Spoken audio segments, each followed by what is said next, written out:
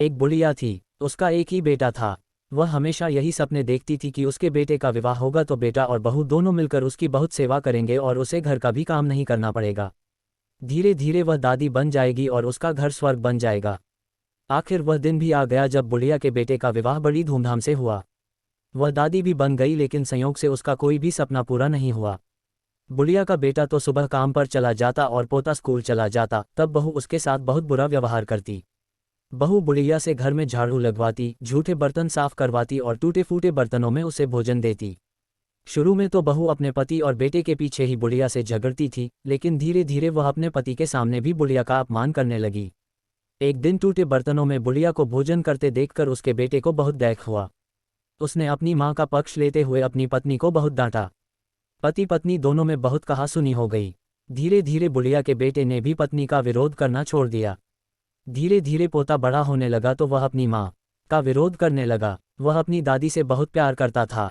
अपनी दादी पर मां द्वारा किए गए अत्याचारों को देखकर उसे बहुत दुख होता था। उसे अपनी दादी से हमदर्दी और सहानुभूति थी। अपनी मां के डर से वह दादी की कुछ भी मदद नहीं करता था।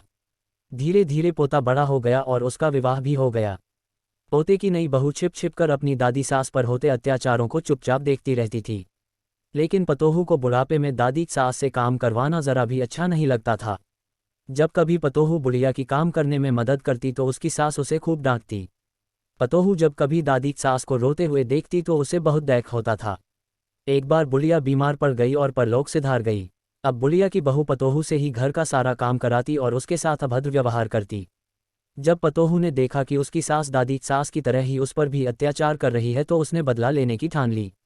वह भी अपनी सास से वैसा व्यवहार करने लगी जैसा व्यवहार उसकी सास अपनी सास से करती थी। अब तो पतोहू अपनी सास को फूटी थाली में भोजन देने लगी।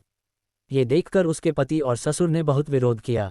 पतोहू ने अपने ससुर और पति से कहा, मेरी दादी सास जितनी मेहनती और सीधी थी, जब माताजी उन्हें फूटी थाली में भोजन देती थी तब तुम कुछ क्यों नहीं बोले? उन पर होने वाले अत्याचारों को तुम दोनों चुपचाप देखते रहे।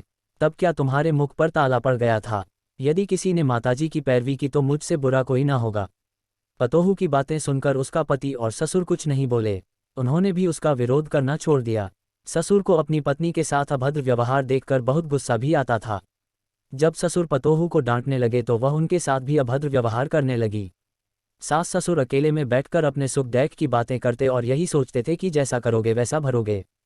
शिक्षा। इस कहानी से हमें ये शिक्षा मिलती है कि हमें सबके साथ अच्छा व्यवहार करना चाहिए, क्योंकि जैसा व्यवहार हम दूसरों के साथ करेंगे वैसा ही व्यवहार दूसरे लोग हमारे साथ करेंगे। उद्धरण चिन्ह।